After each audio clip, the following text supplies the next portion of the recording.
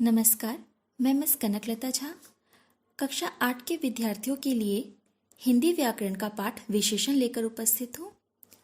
पढ़ते हैं पाठ विशेषण। विशेषण क्या होता है? जो शब्द संज्ञा और सर्वनाम की विशेषता बताते हैं उसे विशेषण कहते हैं। अर्थात जो शब्द गुण, दोष, भाव, संख्या, परिणाम आदि से संबंधित विशेषता का बोध कराते हैं उसे विशेषण कहते हैं। विशेषण को सार्थक शब्दों के 8 भेदों में से एक माना जाता है। यह एक विकारी शब्द होता है। जो शब्द विशेषता बताते हैं उसे विशेषण कहते हैं। जब विशेषण रहित संज्ञा में जिस वस्तु का बोध होता है, विशेषण लगने के बाद उसका अर्थ सीमित हो जाता है। हम विशेषण के कुछ उदाहरणों से परिचित होंगे, जैसे बड़ा, काला, लंबा, दयालु, भारी, सुंदर आदि। कुछ ऐसे उदाहरण हैं जो विशेषण के बारे में हमें बताते हैं। विशेषण के कुछ और उदाहरण, जैसे कि अगर हम वाक्यों में कहें तो आसमान का रंग नीला है। यहाँ आसमान का रंग नीला है यानी नीला उसकी विशेषता है।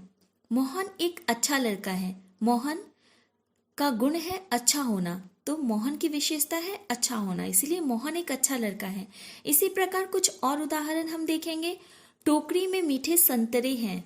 रीता सुंदर है। कौवा काला होता है।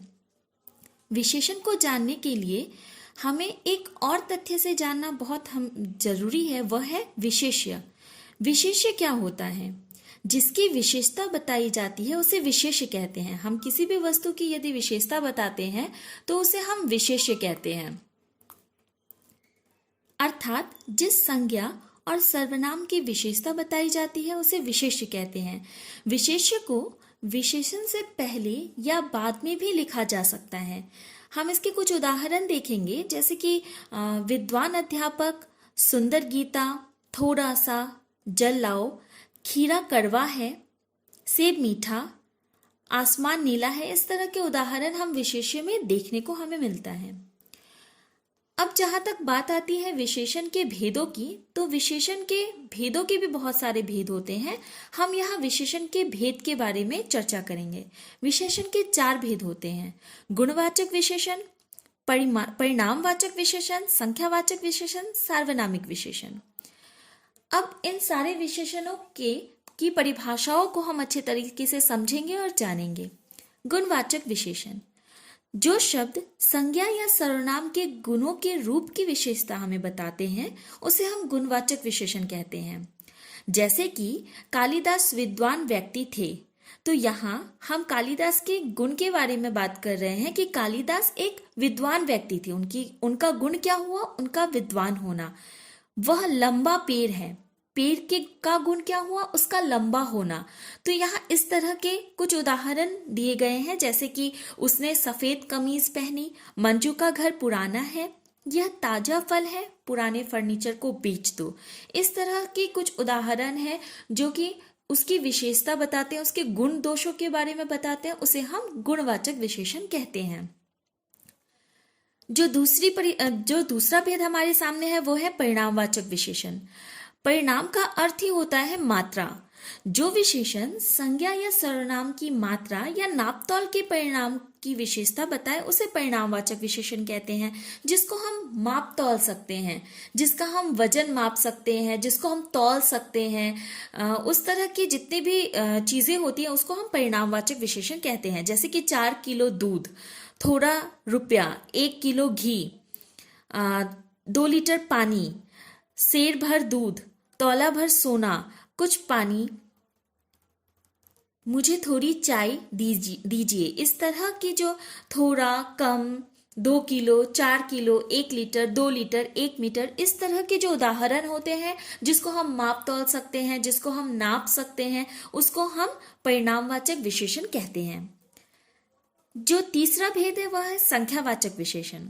संख्या से ही हमें बोध होता है या हमें भान होता है कि संख्या का अर्थ है जिसे हम गिन सकते हैं, जिसको हम गिनकर बता सकते हैं। संख्या की विशेषता का बोध कराने वाले शब्दों को संख्यावाचक विशेषण कहते हैं।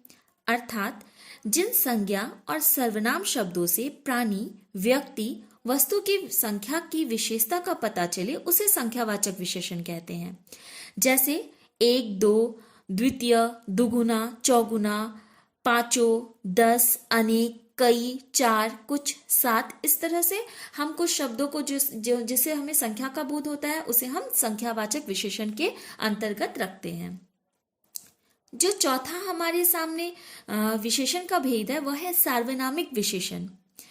सार्वनामिक विशेषण वह होता है जो सर्वनाम, संज्ञा अथवा सर्वनाम की विशेषता की ओर संकेत करते हैं, उन्हें सार्वनामिक विशेषण कहते हैं। इसको एक और तरीके से भी हम समझ सकते हैं कि जो सर्वनाम संज्ञा से पहले लगकर संज्ञा की विशेषता की तरफ संकेत करता है उसे हम सार्वनामिक विशेषण कहते हैं। इसे निर्देशक भी कहा जा सकता है। इसके कुछ उदाहरण नीचे दिए गए हैं, आप पुनः वहां देख सकते हैं। जैसे कि मेरी पुस्तक, पुस्तक जो है वो संज्ञा है और वहां मैंने आगे लगा दिया मेरी। मेरी शब्द सर्वनाम है, संज्ञा के आगे यदि हम सर्वनाम का प्रयोग करते हैं और फिर उसको हम बताते हैं तो वह होता है सार्वनामिक विशेषण। जैसे कि कोई बालक, किसी का महल, वह लड़का, वह बालक, वह पुस्तक, वह आदमी, वह लड़की इत्यादि। और इस तरह से हम विशेषण के चारों भेदों से अवगत हो रहे हैं। विशेषण के भेदों के बारे में जानते हुए, विशेषण के भेदों के बारे में बताते हुए हम विशेषण की सारी विशेषताओं के बारे में जानते हैं। जलेबी मीठी होती है, इससे भी हमें ज्ञात होता है कि जलेबी का मीठा होना उसकी विशेषता बताता है। अर्थात हम विशेषण, किसी भी शब्द की विशेषता बताने वाले जो शब्द होते हैं उन शब्दों को हम विशेषण कहते हैं। धन्यवाद।